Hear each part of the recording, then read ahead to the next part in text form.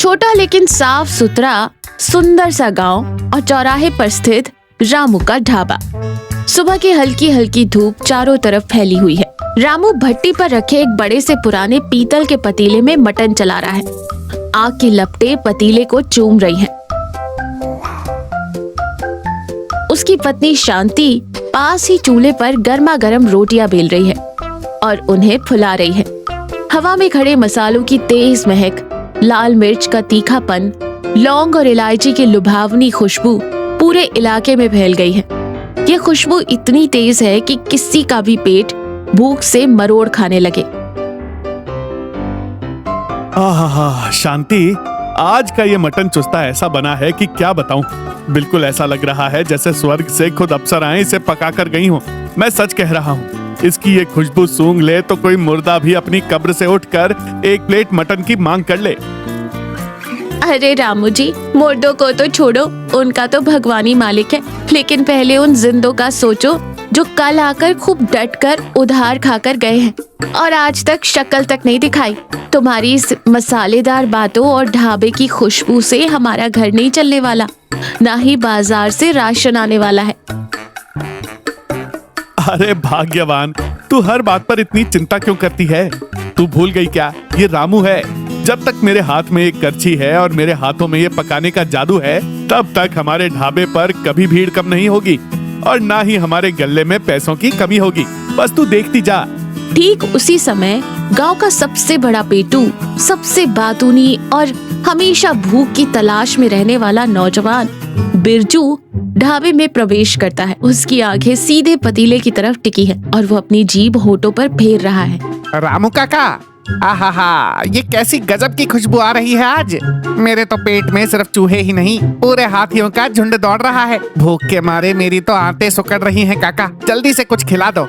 ये कोई आम मटन नहीं है बिरजू, ये है रामू स्पेशल ज्वालामुखी मटन चुस्ता। आज ही सुबह उठकर मैंने अपने हाथों से सिलबट्टे पर नए मसाले पीसे हैं और इसे तैयार किया है। इसे खाएगा तो तेरे शरीर के नस नस में आग और चुस्ती दौड़ पड़ेगी। तो फिर देर किस बात की है काका, जल्दी से एक बड़ी सी प्लेट लगा दो, वो भी गर्मा गर्म और ऊपर से तरी डालकर। रुक जा मेरे शेर बिरजू, आज ये इतनी आसानी से नहीं मिलेगा। इसके लिए मैंने एक बहुत ही खास चुनौती रखी है। चुनौती? अब ये क्या नया ड्रामा है तुम्हारा? सुबह सुबह ये क्या नई मुसीबत मोल ले ली तुमने? अभी बस थोड़ी ही देर पहले मेरे दिमाग में यह बात आई। सुनो सब लोग, जो भी इंसान मेरा ये ज्वालामुखी मटन चुस्ता बिना एक घूंट पानी पिए और बिना अपनी आंखों से एक भी आंसू बहाए पूरे 10 मिनट के अंदर अंदर खत्म कर लेगा, उसे ना सिर्फ वो खाना मुफ्त मिलेगा, बल्कि मेरी तरफ से 10,000 रुपए का नकद इनाम भी दिया जाएगा। 10,000 रुपए? क्या बात कर रहे हो काका, सच में? मुझे तो अपने कानों पर विश्वास ही नहीं हो रहा। हाँ, 100% सच, लेकिन इसमें एक छोटा सा पेंच है।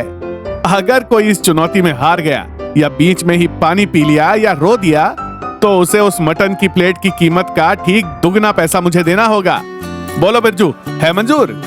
बिरजू थोड़ा हिचकिचाते हुए अपनी खाली जेबों को टटोलते हुए, 2 गुना पैसा?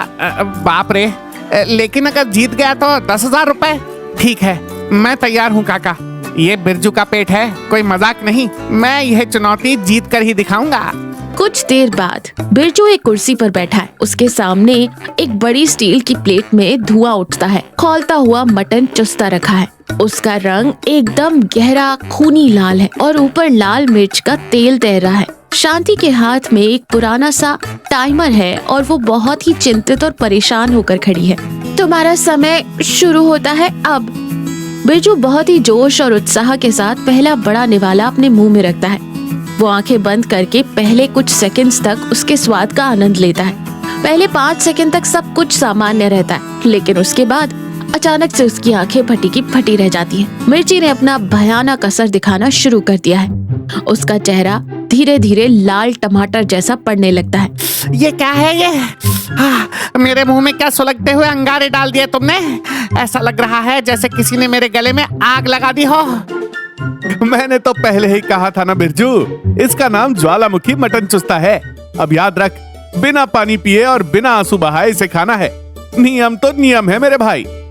बिरजू पूरी ताकत लगाकर, अपनी हिम्मत जुटाकर दो और निवाले अपने मुंह में ठूसते हुए कहता है। उसकी आंखों से आंसुओं की धारा फूट पड़ती है और वो फूट फूट कर रोने लगता है और पास ही रखे पानी पर झपट पड़ता है। टाइम अप बिरजू, तुम्हारा समय खत्म हो गया और तुम ये चुनौती हार गए हो।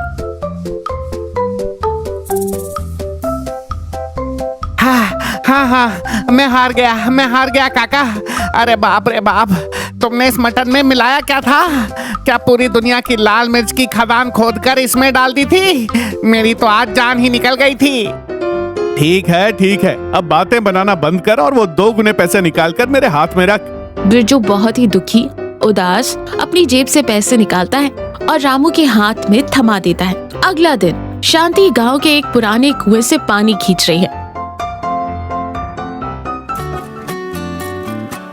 तभी गांव की एक और महिला रमा अपनी मटकी लेकर वहां आती है। अरे शांति भाभी, सुना है तुम्हारे रामू भैया ने ढाबे पर कोई नई चुनौती शुरू कर दी है। पूरे गांव में बस उसी की चर्चा हो रही है। कल तो वो बिरजू बेचारा हार गया और खूब पैसे भी गवा बैठा। पेट पकड़कर रो रहा था बेचारा। हाँ रमा बहन, तुम उसी ज्वालामुखी मटन चुस्ता की बात कर रही हो ना? सच बताओ तो मुझे ये सब बिल्कुल भी ठीक नहीं लग रहा। रामू को लगता है कि ये सब बस एक मजाक है, एक खेल है, लेकिन तुम खुद सोचो, लोग बिना मतलब अपने पैसे हार रहे हैं। और सबसे बड़ी चिंता की बात तो ये है कि इतना तीखा और जहरीला खाना खाकर उन बेचारों की सेहत का क्या हाल होगा। मुझे तो बड़ा डर लग रहा है। तुम बिल्कुल सही कह रही हो भाभी। और हाँ, तुम्हें पता है वो जो नया मास्टर जी आया है ना हमारे गाँव के स्कूल में, सूरज मास्टर जी, वो बहुत ही पढ़ा लिखा है और सीधा साधा शांत स्वभाव का इंसान है। उसने कल गांव वालों से कहा कि वो आज तुम्हारे ढाबे पर आकर उस चुनौती को स्वीकार करेगा। क्या मास्टर जी? हे भगवान, वो तो बहुत ही सीधे और नाजुक से इंसान है। वो इस भयानक तीखेपन को कैसे बर्दाश्त कर पाएंगे? अगर उनकी तबीयत बिगड़ गई तो क्या होगा? मुझे तो बहुत ज्यादा चिंता हो रही है रमा। दोपहर की चिलचिलाती धूप है। मास्टर जी ढाबे पर आते हैं। उनके हाथ में कुछ किताबें हैं। रामू और शांति उन्हें वहां देखकर काफी हैरान रह जाते हैं। नमस्कार रामू जी, गांव में हर कोई आपकी इस नई चुनौती के बारे में ही बात कर रहा है। मैंने सोचा कि क्यों ना मैं भी एक बार इसे आजमा कर देखूं। मैं भी ये चुनौती लेना चाहता हूँ। मास्टर जी आप? अरे नहीं, ये बहुत ही तीखी और खतरनाक चीज है। आपका काम तो स्कूल में छोटे छोटे बच्चों को पढ़ाना और उन्हें ज्ञान देना है, आग के गोले से खेलना नहीं। मेरी मानिए तो आप इसे रहने ही दीजिए। मेरी चिंता आप बिल्कुल मत कीजिए रामू जी, मैं पूरी तरह से सोच समझ कर और तैयार होकर आया हूँ। कृपया आप मुझे वो प्लेट लगा दीजिए।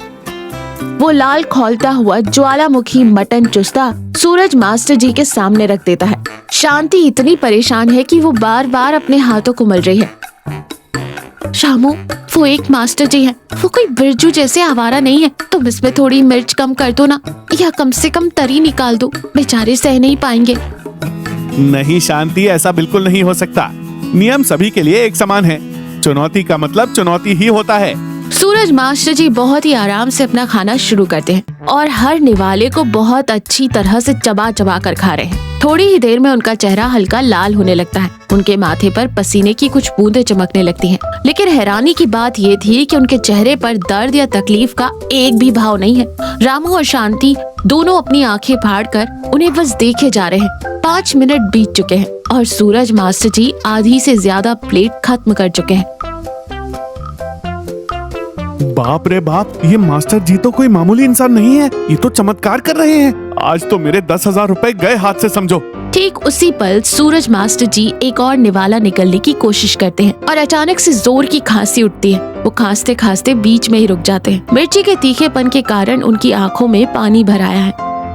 मास्टर जी बस कीजिए, हाथ जोड़ती हूँ मैं, छोड़ दीजिए इसे, जिद मत कीजिए, पहले ये पानी पी लीजिए। सूरज अपने हाथों के इशारे से शांति को मना करते हैं, फिर खुद को कुछ पल शांत करते हैं और फिर से धीरे धीरे खाना शुरू कर देते हैं। अब 9 मिनट हो चुके हैं। मास्टर जी की प्लेट में अब सिर्फ मटन का एक आखिरी छोटा सा टुकड़ा बचा है। बस उसे खाते ही वो 10,000 रुपए जीत जाएंगे।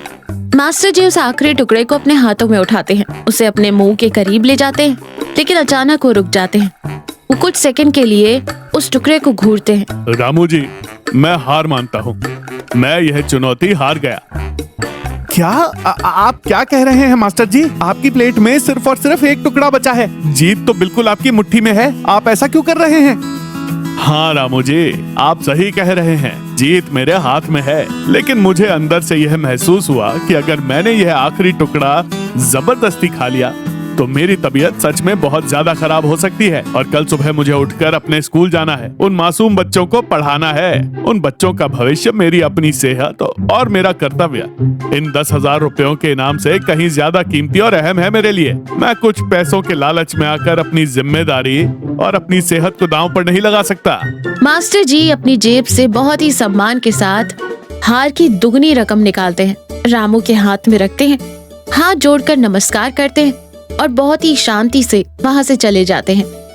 रात का समय, रामू और शांति अपने घर के बाहर एक पुरानी चारपाई पर बैठे हैं। रामू आज रोज की तरह खुश और बकबक नहीं कर रहा, वो बहुत ही खामोश है। क्या बात है जी, आज तो आप अपने ढाबे पर मास्टर जी से चुनौती जीत गए ना, फिर भी आप इतने उदास और परेशान क्यों हैं? नहीं शांति, मैं जीता नहीं हूँ। सच तो यह है कि आज मैं बहुत बुरी तरह से हार गया हूँ। ये आप कैसी बातें कर रहे हैं? मास्टर जी ने तो खुद अपनी हार मान ली और आपको पूरे पैसे भी देकर गए, फिर आप कैसे हार गए? हाँ, उन्होंने मुझे पैसे दिए, लेकिन क्या तुम जानती हो कि उन्होंने हार क्यों मानी? क्योंकि उन्होंने अपनी सेहत, अपने काम और अपने बच्चों के प्रति अपनी जिम्मेदारी को मेरे इन चंद पैसों से कहीं ज्यादा अहमियत दी। और दूसरी तरफ जरा मेरी तरफ देखो, मैं क्या कर रहा हूँ? मैं सिर्फ अपने थोड़े से लालच, अपने मजाक और अपने झूठे अहंकार के लिए गांव के भोले भाले लोगों की सेहत के साथ कितना भयानक खेल खेल रहा हूँ। कल बिरजू की हालत खराब थी, आज इतने अच्छे मास्टर जी को इतनी भयंकर खांसी आई। अगर कल को मेरा यह जहरीला खाना खाकर किसी की सच में जान चली जाए या कोई गंभीर रूप से बीमार हो जाए तो उसका जिम्मेदार कौन होगा? मैं ही होऊंगा ना। रामू, आज तुमने जो बात समझी है ना, वो 16 आने सच है। इंसान के जीवन में सिर्फ पैसा कमाना ही सब कुछ नहीं होता। तुम्हारी असली जीत और तुम्हारी असली कमाई तो इस बात में है कि जब कोई इंसान तुम्हारे ढाबे पर आए तो वो तुम्हारा बनाया हुआ खाना खाकर खुश हो, तंदुरुस्त रहे और तुम्हें दुआएं दे। उन्हें बीमार करके पैसा कमाना कोई जीत नहीं है। तुम बिल्कुल सही कह रही हो शांति। कल सुबह से ही ये बकवास चुनौती हमेशा के लिए बंद। अब से मेरे ढाबे पर सिर्फ वही खाना बनेगा जो स्वादिष्ट हो, साफ सुथरा हो और जिससे लोगों की सेहत अच्छी रहे। कोई खेल नहीं, कोई शर्त नहीं। अगली सुबह बिरजू और मास्टर जी एक साथ ढाबे की तरफ आते हैं। रामू काका, क्या आज भी वो खौफनाक ज्वालामुखी उबाल रहे हो क्या? मैं बता रहा हूँ, मुझे तो उसे याद करके ही आज भी डर लग रहा है। मेरे पेट में तो अभी भी जलन हो रही है। अरे नहीं बिरजू मेरे शेर, अब से हमारे ढाबे पर कोई ज्वालामुखी नहीं फटेगा। आज मैंने खास तुम्हारे लिए अमृत मटन बनाया है। ये बहुत ही स्वादिष्ट है, ताकत देने वाला है और इसमें कोई भी पागलपन वाली शर्त नहीं है। तुम जितना चाहो आराम से बैठकर पेट भर खा सकते हो। आपकी ये बात सुनकर मुझे बहुत ही ज्यादा खुशी हुई रामू जी। आपने बिल्कुल सही और नेक फैसला लिया है। मास्टर जी, कल आपने मुझे मेरे जीवन का सबसे बड़ा और सच्चा पाठ पढ़ाया है। सेहत, इंसानियत और अपनी जिम्मेदारियों से बढ़कर इस दुनिया में कोई भी इनाम या पैसा नहीं हो सकता। ये लीजिए, ये आपके पैसे हैं जो आपने कल मुझे दिए थे। इन्हें अपने पास रखने का मुझे कोई हक नहीं है। कृपया इन्हें वापस ले लीजिए। रामू बहुत ही आदर और सम्मान के साथ मास्टर जी को उनके पैसे वापस लौटा देता है।